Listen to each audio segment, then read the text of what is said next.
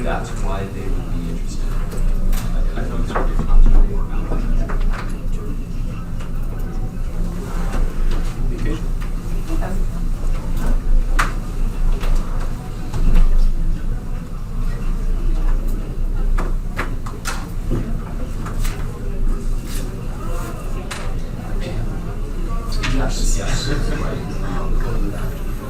Yes or no?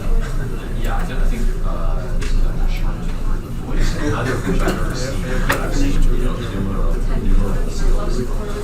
actually, what this is the table that doesn't get AC blast on it, and then it needs to go over there. Because I saw a couple of people that like there's literally about a it's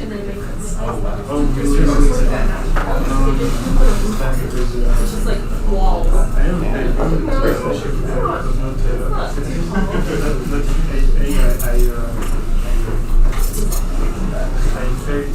Hello everyone, welcome back. We're about to start the next session of talks. We're going to have 3 talks in this block, and the first one is going to be Alex Giovanni on automatically motivating story characters. And take it away. Thank you. Hello everyone. I think this is very good distance. I'm going to be talking about believable characters today. Believable characters are an essential part of every interactive narrative. The more believable behavior the user perceives, the more immersive and effective their experience becomes. There are many ways you could achieve more believability through, for example, if agents have their own individual goals, beliefs, personality, or if they show emotions or emotional reactions to events. So here I take a narrative planner with intentionality and belief, and I build upon it and extend it to include personality and effect. So this is basically what many narrative planners look like. The author provides a set of goals for every character that they want them to achieve, and then the narrative planner is going to search the space to find a plan, and then when they found a plan, the character is going to be executing the steps of that plan in the virtual environment. So to that I add 3 extra components: the personality component, the effect component, and the relationship component. So after the virtual character takes a step in the world, every character that is affected by that action is gonna update their relationships. So for relationships, we just use a very simple model that is represented by a real value, that if 0, it's an adversarial relationship, and if it's 1, it's a very close relationship. So, and I must emphasize that this very simple relationship model is only in service of the personality and effect component, and this is not the focus of my framework. So after every character, so for example, if I help you, our relationship is improved, or if I defy one of your goals, our relationship is going to degrade. So after the relationship of every character is updated, the characters affected by that action are updated, and personality-based motivation comes in, and characters may adopt new goals based on their personality. For personality, my model of personality is inspired by the Big 5. Openness for creative and unconventional versus traditional. Conscientiousness for industrious and orderly people versus unorganized or placid. Extroversion for sociable and assertive individuals versus reserved and secretive. Agreeableness for altruistic and helpful cooperative characters versus uncompromising and competitive characters. And neuroticism for anxious and impulsive characters versus calm and collected.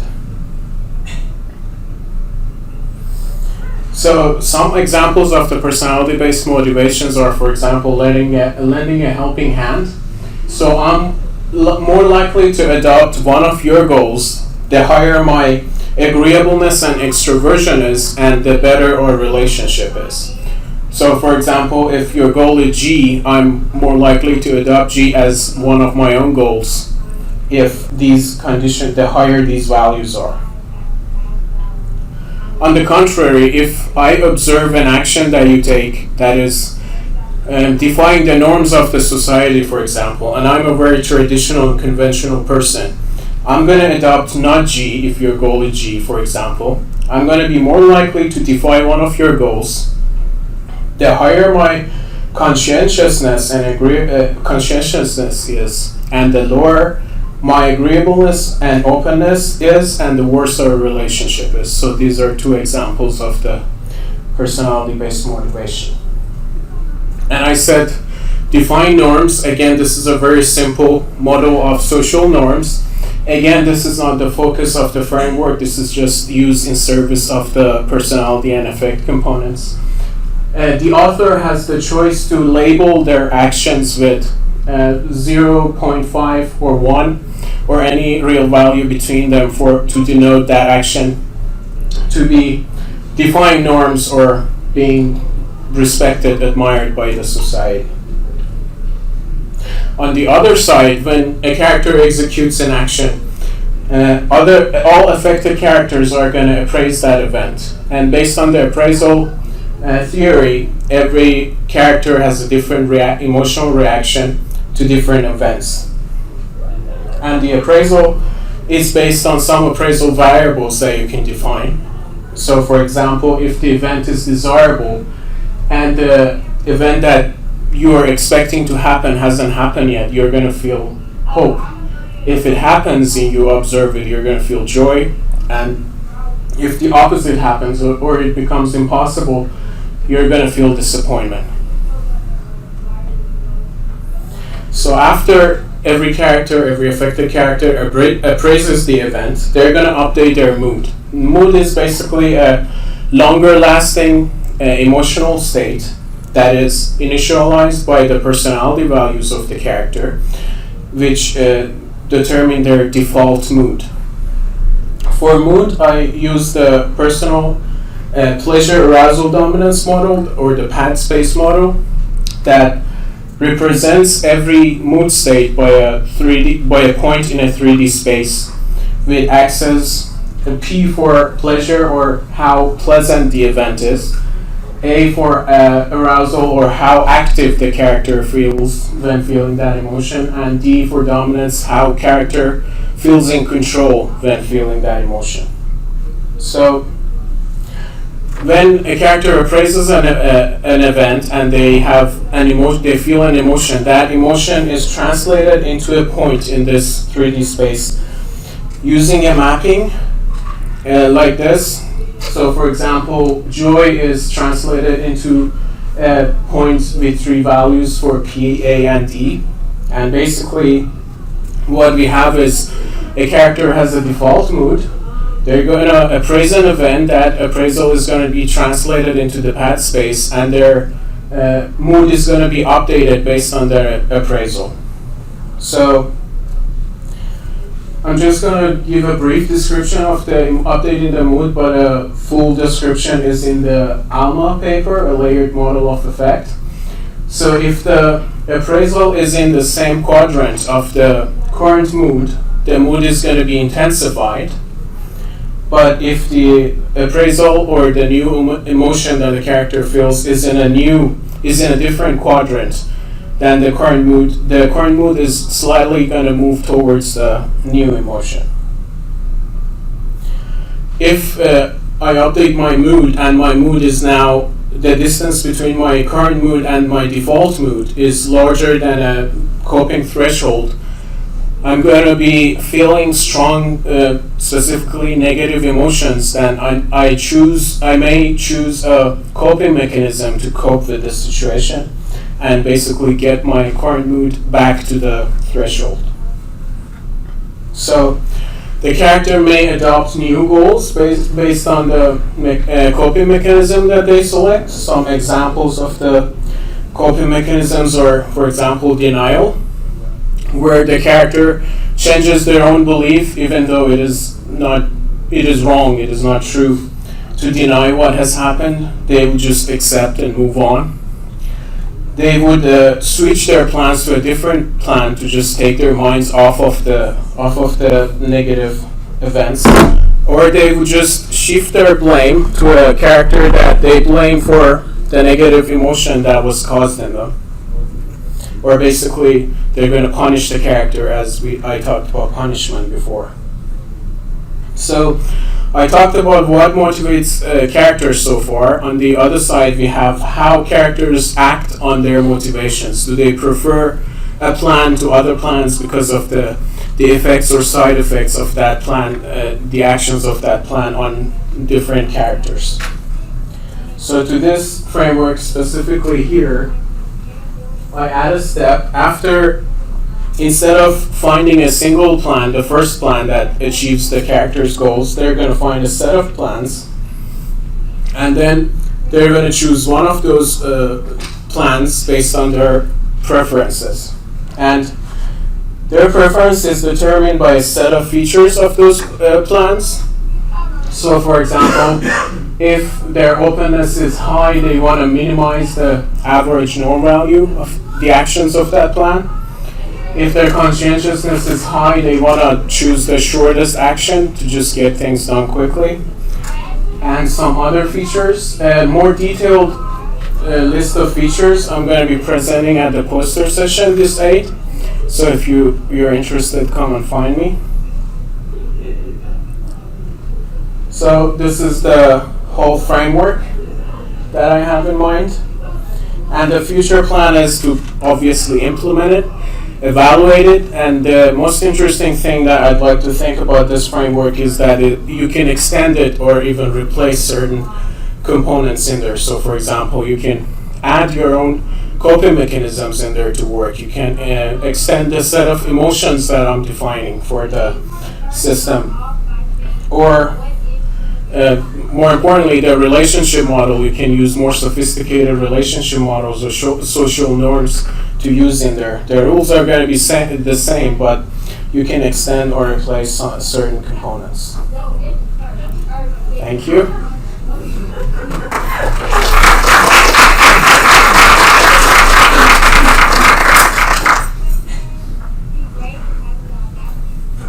All right, so if there are any questions, I can start out. Hi, thanks for that.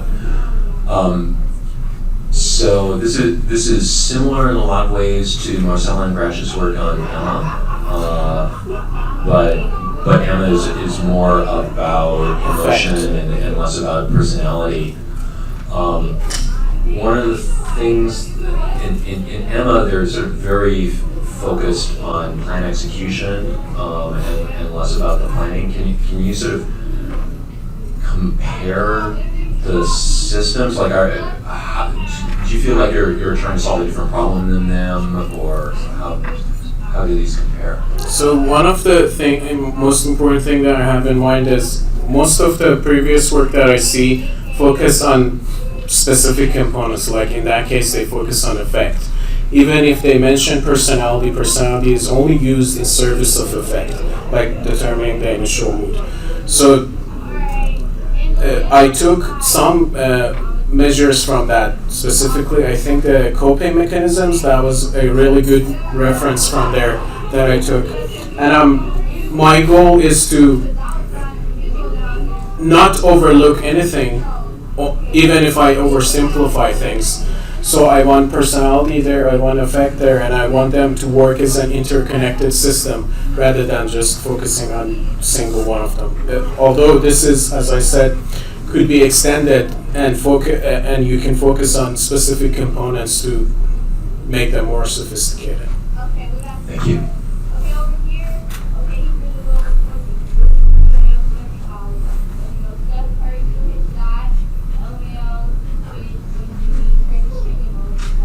Hi, thanks for the talk. So, according to my understanding, I feel like appraisals is kind of like vector addition to the original mood. Is that correct? Like, kind of you're adding the appraisal to the original mood to obtain the current mood? Yes, exactly. Okay, so would also like the personality affect how much the appraisal affects the original mood into the current mood? So let me say that again, that the default mood is determined by your personality. Yes. And then your default mood basically updates based on the events that you appraise. Okay.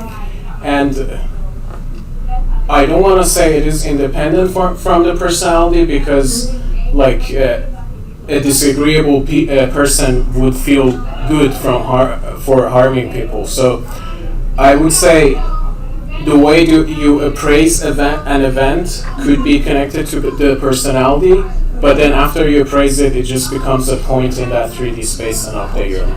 Alright, thank you. Wonderful, interesting work. We're doing almost the same thing. I'm also implementing the Albert Moravian model, but I do it for a different reason. And so, what I want to ask you is, Moravian intended it to represent emotion, and as one sort of defining category of things, and not mood. And I'm curious to hear how you, two parts of the question, how you differentiate between emotion and mood, and also as moods as well as emotions change, how are you going to do the calculation to represent the change of mood from one thing to the other? So the difference between the emotion and mood, from my understanding, is that emotions are more transient. Like you observe an event and you feel an emotion, and it's like and mostly it's like uncontrollable and visible expression of emotion. But mood is a longer lasting. It's like I just don't feel good today. I feel down today. Like that's more like a mood. It's a continuous thing that you have. And your last question, if I got it right, is how you represent change as a calculation, but also as an actuation. Like, what does the player see? Oh, okay. And what are you doing in best that you could describe in terms of an algorithm or calculation? So what I had in mind was that the thing that the player sees is basically the mood. So an event happened, they appraise the event, and emotion is extracted. That is translated into the pad space, and that updates your mood. Like on the face? Yes. That is. I'd like to implement this emotional reactions to both be visible to the player, to the user, that they could actually see what's going on with them, I believe it's going to make them more believable, and it also is going to be affecting the reasoning process. Like I prefer the plans that make me happier generally. So then how is that different than mood? I should let this microphone go. Oh, I think I see the confusion. You're describing what's almost the same as mood. Yeah, I'm sorry. Everything I said was about effect. Like I would like to call that effect, and then emotion and mood as parts of the effect. So the emotion is appraised, as I said, it translates into the mood, and that's it. That's all about the emotion. And basically the effect component and the way it comes into the reasoning, that's basically how to put it, based on the effects of the action. There are some rules. For example, if I have a good relationship with somebody and I help them, I'm going to feel a positive emotion, and those are related to your appraisal variables. So I guess what I'm getting at is they are so interconnected that you can't really separate them from each other. But I gotta be clear on how I use them. So, for example, specifically, mood is mostly used for the visible expression and the coping mechanisms. That's how it updates your goal. And emotions, on the top of my head, affects your plan preference and updating your mood. I hope that answers the question.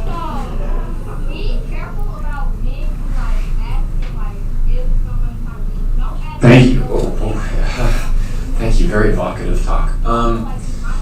Is this more theoretical, or have you implemented this in some kind of, skeletal system, or is this something that you build, you help people build into future games to kind of make it more? So that's the framework that I have in mind, and specifically this whole step is itself a whole poster presentation like that. That's what I've worked on right now. I implemented that one. I plan to implement the whole thing, and basically I take an existing narrative plan, I read intentionality and belief, and I try to apply these components to that. Cool.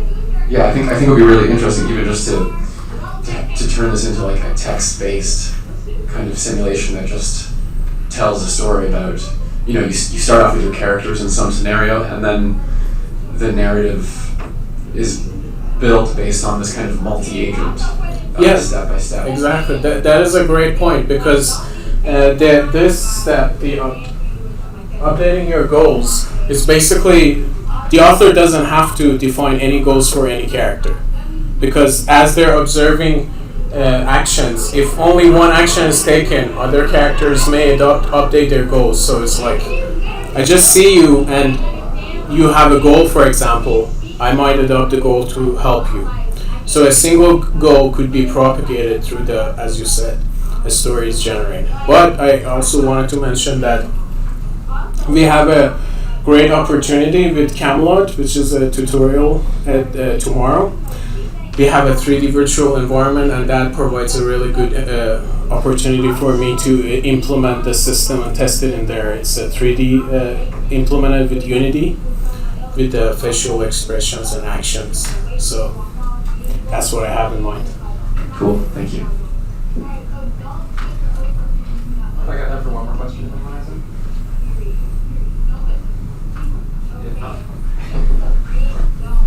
There is another question. You didn't speak too much on like the plan search or plan selection stuff. Is there any kind of like input in terms of like pacing? Like, do their goals get more intense or something as it goes along, or is it something you haven't thought about yet? No, that's not what I thought about. It's a good thing that started after the presentation. My presentation at least was over. I'm sorry about the next person. So imagine a narrative planner. I don't know if you're familiar with, for example, Glaive. That has intentionality in that, and we published some papers the last 2 years that include belief in it. So that's why I didn't really talk about that. I just take those planners and I add these to that. About the plan selection though, you basically set your preference based on a set of plan features, and we can talk more about that at the poster session if you want.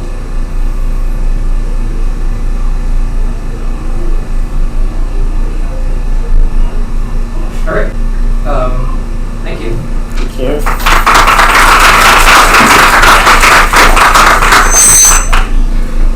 That was you. That was I think next up we're going to have a CSOM talk.